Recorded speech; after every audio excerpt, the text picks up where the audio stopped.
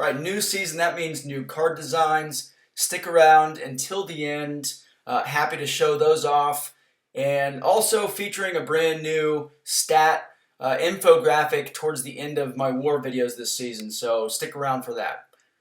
Now here we have the first war of season 22, and it's against Kenobi. 3 out of the last 4 seasons, I believe, including this one, we have started against Kenobi.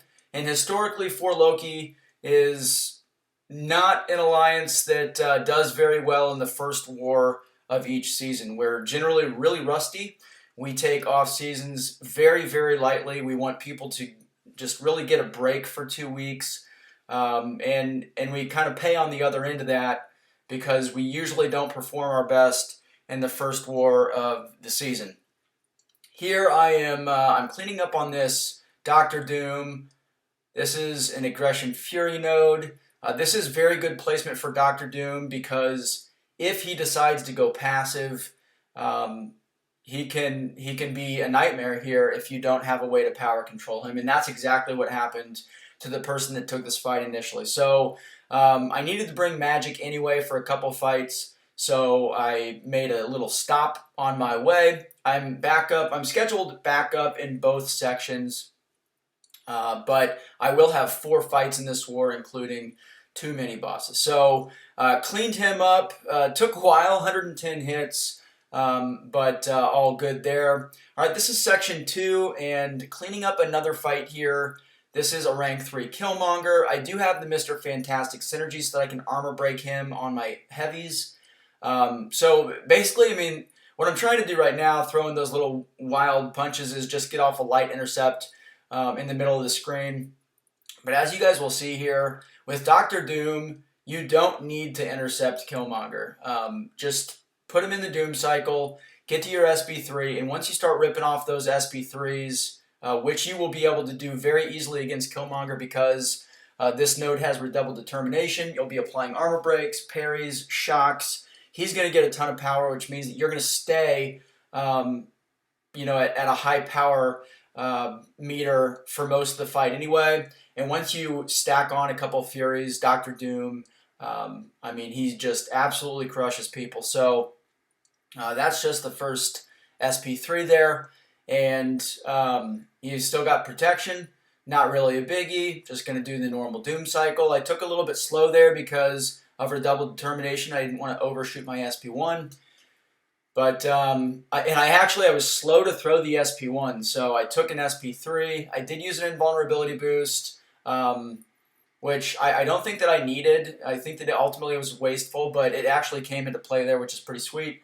Get off my second SP3 right before my Aura of Hazareth ends, so that I can reset that and stack a second Fury. You guys can see, even with protection up, doing a ton of damage. And yeah, I'm just going to basically do the Doom cycle, and then I believe I'm going to rip off an SP2 here, and that's going to just about do it for him. So if you guys have a Killmonger, I think that Dr. Doom with the Reed synergy is probably the best option. Now the reason that I sent a Cosmic Ghost Rider here, unfortunately, and the reason was because of the armor break and all that stuff, but I totally overlooked the redoubled determination. So he just shot up to an SB3. It really was an impossible fight, and I felt awful for that assignment. Pretty rough. But here I'm taking this Emma Frost. This has Power Focus 1. But all I want to do against Emma Frost is armor break her so that she's not in diamond form. And then I'm going to hold my heavy, I'm going to hold my block because it does have an unblockable SP1 here.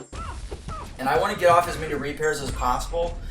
As long as I'm holding my blocks, you guys can see there, she's much less likely to throw an SP1. So I just want to hold my block, bait that combo into my block, and then I can reparry her pretty easily. And then I can put her through the Doom cycle. Now, because of the damage that I deal here, she's actually going to go into diamond form, and I didn't think about that prior to this, so she's not going to be stunned, and I think that she's going to whack me. No, alright, that happened a little bit later. Oh, it's here. Okay, so she goes into diamond form here, I believe. And I sound like I'm just making shit up right now.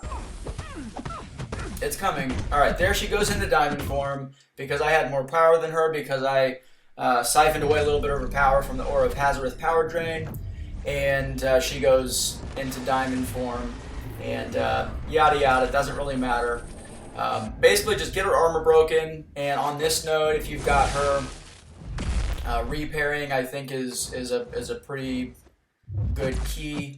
Here I'm just going to back myself back into a corner so that I can bait her heavy and counter heavy. This is really the only safe way to counter heavy her heavy without being able to stun her, is to back yourself in a corner. But yeah, super safe fights. The other thing to keep in mind here is it's got Hurt Locker. That's that red number underneath my health bar. I just want to make sure that I'm not throwing the same special twice in a row. Because then, if I don't get off a parry within, I think 5 seconds, I'll start taking some pretty significant degen damage. Alright, so I get to this fight, but I realize, you know what? I need to have half suicides on for this fight, because this is a rank 3, he's got a ton of health, and I need more attack. So, what I'm going to do is I'm going to put in 2 out of 2 in Glass Cannon, to get me about 5% additional attack. I'm also going full greater strength, so that's an extra, I believe, 9% attack. 6 out of 9. All right, and then doing 2 out of 3 in recoil to get me that extra special damage, since Magik has limbo on her specials. Pretty good for eating away that recoil damage. But here you guys are going to see me make a pretty silly mistake. I just missed a parry, and check this out. 1, 2, 3, 4 hits, all 4 of them crit, and at this point I'm under 50% health in courage range, and he's got 100% health. So I need to have a perfect fight from this point on, and I'm going to speed this up because this fight does take forever. As you guys saw, I'm only running double edge here. I like to only run double edge because it allows me to heal more from limbo with Magik, and yeah. So this fight is I'm also not going to be doing any backdrafting, because if he hits me with another combo, especially a 5-hit combo, and if that crits a few times, he could easily kill me. And I'm just going to take it as slowly and safely as possible. So I'm just going with the parries. And there, I get off 134 hits in a row after taking those first 4 hits. And he's down. We're all good. All good. So, rocky start. I definitely had to do a little woo-saw in the moment and mentally reset.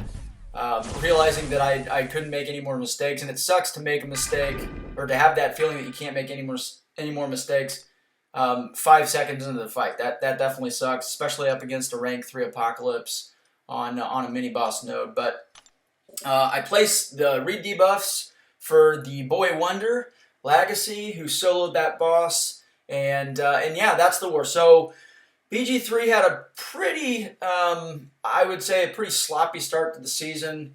I think last season we only hit 5 deaths in our battle group twice, but we lost the war, unfortunately. Here are the cards, though. I think that they look awesome. We've got TJ in BG3, Legacy in BG3, and the leader of 4 Loki, B Manny, with the Platinum card in BG2. That is it. Enjoy these stats. I'll see you in the next video.